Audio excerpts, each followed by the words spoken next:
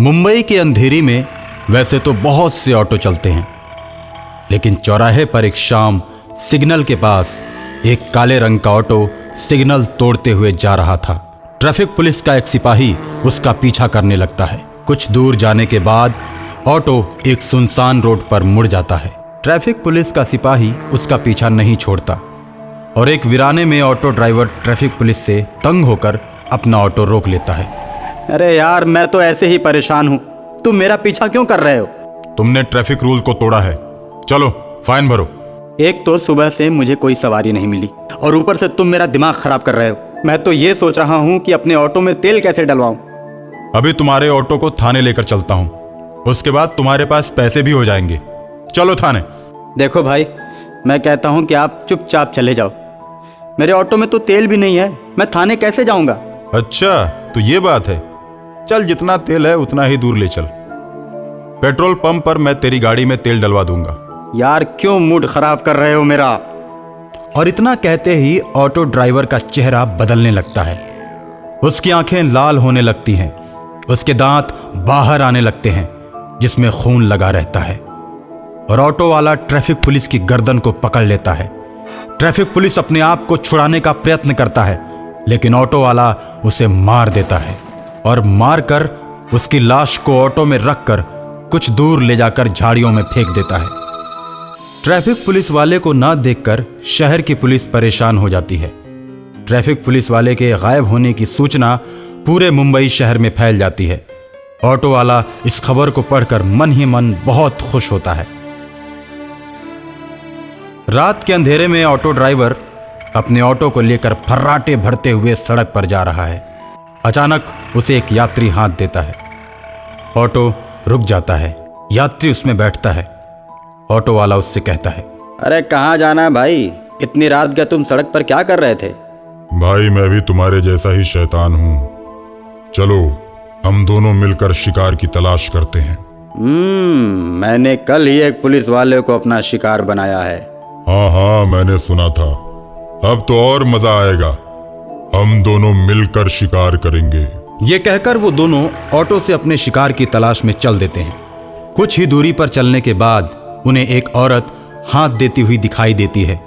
वे दोनों ऑटो को रोक देते हैं और उस औरत से पूछते हैं, अरे मैडम, आपको कहाँ जाना है? मुझे आगे बरसोवा तक जाना है, क्या आप चलोगे? हाँ मैडम, हम उधर ही जा रहे हैं। कितना किराया होगा भैया? 50 रुपए। इसके बाद वो महिला ऑटो में बैठकर उनके साथ वर्सोवा की तरफ चल देती है। लेकिन कुछ दूर चलने के बाद ऑटो ड्राइवर ऑटो को दूसरी तरफ मोड़ लेता है। ऑटो को दूसरी तरफ मुड़ता हुआ देख वो महिला डर जाती है और तुरंत ऑटो को रोकने के लिए कहती है, अरे भैया, ये किस रास्ते पे ले जा रहे हो? ये तो बरसोवा का रास्ता नहीं है।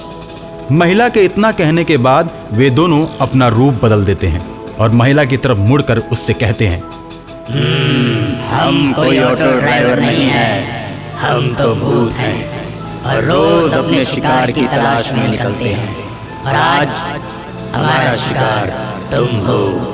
इतना कहने के बाद वो ऑटो को रोक देते हैं। ऑटो के रुकते ही महिला उतरकर भागने लगती है। आगे आगे महिला भाग रही है और पीछे पीछे वो भूत भाग रहे हैं। भागते भागते कभी झाड़ियों में, कभी पहाड़ों पे, और ऐसे करते करते वो एक सुनसान रोड पर आ जाते हैं और उसके बाद वो दोनों भूत उस महिला को पकड़कर चीर देते हैं और उसे बीच सड़क पर फेंक देते हैं। सड़क पर लाश को देखकर दोनों तरफ गाड़ियों का जमावड़ा लग जाता है। गाड़ियों के ड्राइवर शोरगुल करने लगते हैं और ऑटो वाले शैतान भी उसी वक्त लाश के सामने आकर खड़े हो जाते हैं। और इसी बीच तहकीकात के लिए पुलिस भी वहां पर पहुंच जाती है। लाश को उठाकर गाड़ी में रखती है और पोस्टमार्टम के लिए हॉस्पिटल की तरफ चल देती है। उसके बाद गाड़ियों की आवाजाही फिर से शुरू हो जाती है। इसी तरह दोनों शैतान शहर में बहुत से आदमियों को अपना शिकार बनाते हैं और खूब मौज करते हैं। और एक दिन एक तांत्रिक उन दोनों के ऑटो पर बैठता है। तांत्रिक को देखकर दोनों शैतान बहुत खुश होते हैं। कहाँ जाना है बाबा जी? हमको वर्सोवा जाना है। तांत्रिक बाबा, हमारा ऑटो तो आदमी को सीधे ऊपर ले जाता है, तुम कुछ ही देर में ऊपर चले जाओगे सदा सदा के लिए। तुम्हारी आत्मा तुम्हारे शरीर से मुक्त हो जाएगी, हम लोग इंसानों की आत्माओं को उनके शरीर से मुक्त करने के लिए इस शहर में विचरण कर रहे हैं। हमने भी बहुत से शैतानों को अपने बस में कर रखा है। मुझे तुम लोगों के बारे में पता चल गया था, इसीलिए सोचा मैंने कि तुम दोनों को मैं अपना गुलाम बनाऊंगा। ओए तांत्रिक बाबा, ये भूल कर भी करने की कोशिश मत करना। हम दोनों आजाद घूमने वाले शैतान हैं, खुले रोड पर इंसानों की भीड़ में घूमते हैं। हमें आज तक कोई भी पकड़ नहीं पाया। जब तुम जान गए हो तो तुमको मरना ही पड़ेगा बाबा जी। एक शैतान बाबा की गर्दन को पकड़ लेता है और दूसरा शैतान ऑटो को चलाता रहता है। बाबा की आंखें बाहर को निकल आती हैं और मुंह खुला का खुला ही रह जाता है। शैतान तांत्रिक बाबा को मार देता है और गाना गाता है, बाबा लाएंगे क्रांति टंग डंग डंग डंग डंग, बाबा लाएंगे क्रांति टंग डंग डंग डंग डंग। ये लो, ये भी मर गया, हमको कैद करने चला था। तांत्रिक को ऑटो में लेकर दोनों चलते चले जा रहे हैं। जब कुछ दूर तक गाड़ियों का आवागमन दिखाई नहीं देता है तो बीच रोड पर तांत्रिक की लाश को फेंककर वे दोनों निकल पड़ते हैं। मुंबई में फिर से कोहराम मच जाता है कि सड़क पर काफी घटनाएं होने लगी हैं। इसको देखते हुए सरकार शहर में सड़कों पर रात 10 बजे के बाद आवागमन बंद करके कर्फ्यू लगा देती है। सभी सड़कों पर सन्नाटा पसर जाता है, लेकिन ऑटो वाले शैतान नहीं मानते। उनका ऑटो चलता रहता है। एक शैतान ऑटो को चलाता है तो दूसरा उसमें बीमार होने का बहाना करके बैठा रहता है। पुलिस की 100 नंबर की गाड़ी उस ऑटो को रोकती है। ऑटो वाले, गाड़ी रोक, तुझे पता नहीं कर्फ्यू लगा हुआ है और 10 बजे के बाद सड़क पर निकलना मना है। चल, ऑटो लेकर चल थाने में। मुझे मालूम है साहब, लेकिन मेरे भाई की तबीयत बहुत ज्यादा खराब है, इसको लेकर मैं हॉस्पिटल जा रहा हूँ। सड़क पर शिकार नहीं मिला तो दोनों शैतान हॉस्पिटल चले जाते हैं। हॉस्पिटल में दोनों नर्स का रूप धारण करके बहुत से मरीजों को मार देते हैं और उसके बाद डॉक्टर के कैबिन में पहुंचते हैं। डॉक्टर दोनों नर्सों को देखकर बोलता है, देखो बहुत सीरियस मरीज आ रहे हैं, पूरे वार्ड को घूम घूम कर चेक करते रहो। हम इसी की सूचना देने आए हैं। 10 मरीज तो मर गए। अब जब 10 मरीज मर गए और ऊपर पहुंच गए तो तुमको भी ऊपर पहुंचा देते हैं, उनका इलाज करते रहना। और उसके बाद दोनों नर्स शैतान का रूप धारण कर लेते हैं। एक शैतान दरवाजा बंद करता है और दूसरा शैतान उस डॉक्टर का मुंह दबोचकर उसका गला दबा देता है। और जैसे ही दोनों शैतान बाहर निकलते हैं, सामने तांत्रिक आकर खड़ा हो जाता है।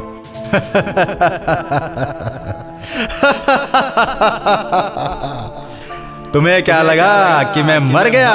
ना, मैं तो तुम लोगों का खेल देख रहा था। इतना कहकर तांत्रिक अपने त्रिशूल से दोनों को मार देता है। दोनों के मरते ही वो ऑटो भी गायब हो जाता है। कहानी बरगद का भूत। रात काफी बीत चुकी थी। एक बार फिर रमेश की पोस्टिंग रामनगर हो चुकी थी। क्योंकि सुबह रमेश को इलेक्शन की ड्यूटी पे जाना था, इसलिए आज की रात उसका पुलिस स्टेशन पहुंचना बेहद जरूरी था। बस से उतरते ही रमेश ने आसपास देखा तो कोई सवारी नजर नहीं आई, तो वो पैदल ही जाने लगता है। कोई बात नहीं, 1 किलोमीटर की ही तो बात है, जल्दी ही पहुंच जाऊंगा।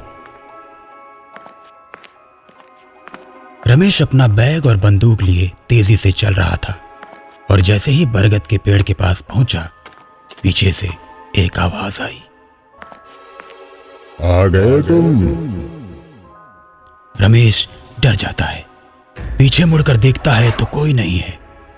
फिर जैसे ही सामने मुड़ता है तो देखता है कि बरगद के पेड़ के नीचे कमलनाथ हवा में खड़ा है। उसकी आंखें नीली, कंधे पर बंदूक और खून से सनी वर्दी।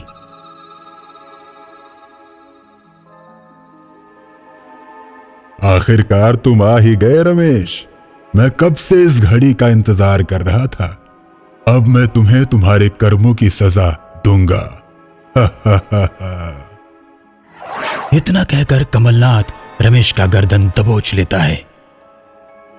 रामनगर थाना पूरे प्रदेश में सबसे ज्यादा अपराधी पकड़ने के मामले में नंबर 1 है। कोई भी चोर चोरी करने से पहले 100 बार सोचता है कि चोरी करूं या नहीं, क्योंकि रामनगर थाने के नए दरोगा कमलनाथ की ईमानदारी और निडरता के आगे किसी की नहीं चलती। कमलनाथ ने एक बार किसी को पकड़ लिया तो उसका जेल से छूटना नामुमकिन है। कमलनाथ के आने से थाने के सभी पुलिस वालों की काली कमाई बंद हो चुकी है और अब सभी घूसखोर पुलिस वाले और अपराधियों की मीटिंग होने लगती है। यार, इस कमलनाथ ने जीना हराम कर रखा है।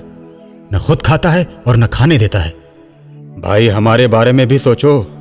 पहले हम कितना मुनाफा कमाते थे और आप लोगों को भी देते थे, लेकिन जब से ये दरोगा कमलनाथ आया है, हमारा तो कोई माल पुल पार ही नहीं कर पाता।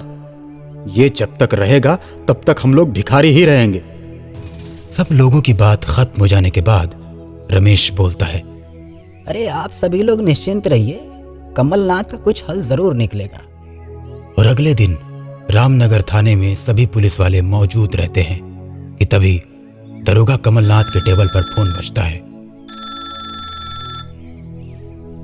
जय हिंद sir, head constable Ramesh sir. Sir, Lakshmanpur पुल से बालू के ट्रक पार किए जा रहे हैं, जल्दी आइए सर। कमलनाथ बिना किसी सिपाही को लिए बुलेट पर सवार होकर लक्ष्मणपुर पुल की तरफ बढ़ जाता है। लक्ष्मणपुर पुल से पहले एक बरगद का पेड़ पड़ता है। वहीं पर रमेश अपनी गाड़ी के साथ खड़ा है। कमलनाथ रमेश को देखकर अपनी बुलेट रोक देता है और बोलता है, अरे रमेश, यहाँ क्या कर रहे हो? पुल तो आगे है ना। सर, हमने सोचा कि ट्रक को यहीं पकड़ लेंगे, इसलिए यहाँ रुक गए हम। कमलनाथ थोड़ा सोचने के बाद बोलता है, सही कह रहे हो, हम ट्रक को यहीं पकड़ेंगे, आने दो ट्रकों को। कमलनाथ अभी इतना बोलता ही है कि तभी ट्रकों के मालिक कमलनाथ के गले में पीछे से रस्सी बांध देते हैं। रमेश, बचाओ बचाओ मुझे, रमेश बचाओ।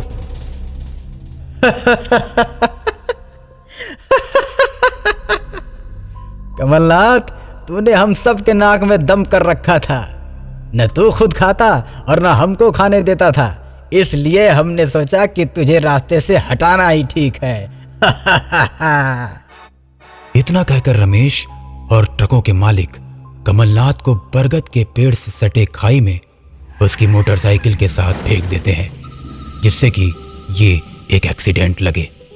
कमलनाथ के मरने के बाद जो दरोगा रामनगर थाने में आता है, वो रमेश और ट्रक मालिकों के साथ मिलकर खूब पैसा कमाता है। और कुछ दिन के बाद रमेश रामनगर से तबादला करवाकर दूसरे जिले चला जाता है और 2 साल के बाद आज फिर रमेश रामनगर थाने में दरोगा बनकर आ रहा है। बस से उतरने के बाद रात काफी हो जाने के कारण कोई भी सवारी नहीं मिलती, तो रमेश पैदल ही थाने जाने लगता है। पैदल चलते चलते जैसे ही रमेश बरगद के पेड़ के पास पहुंचता है तो पीछे से आवाज आती है, आ गए तुम? रमेश डर जाता है। पीछे मुड़कर देखता है तो कोई नहीं। फिर जैसे ही सामने मुड़ता है तो देखता है कि बरगद के पेड़ के नीचे कमलनाथ हवा में खड़ा है। उसकी आंखें नीली, कंधे पर बंदूक और खून से सनी वर्दी। आखिरकार तुम आ ही गए रमेश। मैं कब से इस घड़ी का इंतजार कर रहा था। अब मैं तुम्हें तुम्हारे कर्मों की सजा दूंगा।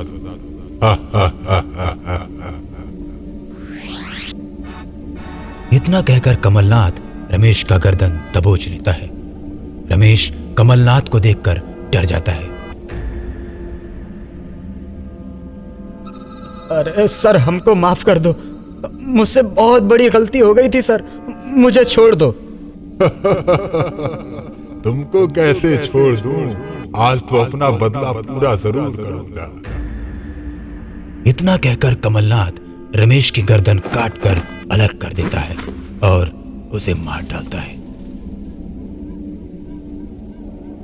उसके बाद रमेश का मोबाइल निकालकर रमेश की आवाज में ट्रक मालिकों को फोन करता है। अरे दोस्तों, मैं फिर आ गया।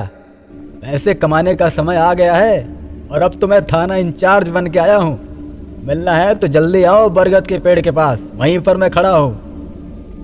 थोड़ी ही देर में ट्रक मालिक आते हैं और दोनों के आते ही कमलनाथ दोनों को दबोच लेता है और दोनों के गले में रस्सी डालकर उन्हें बरगद के पेड़ से लटका देता है, जिसके बाद धीरे धीरे तड़प तड़प कर दोनों की मौत हो जाती है।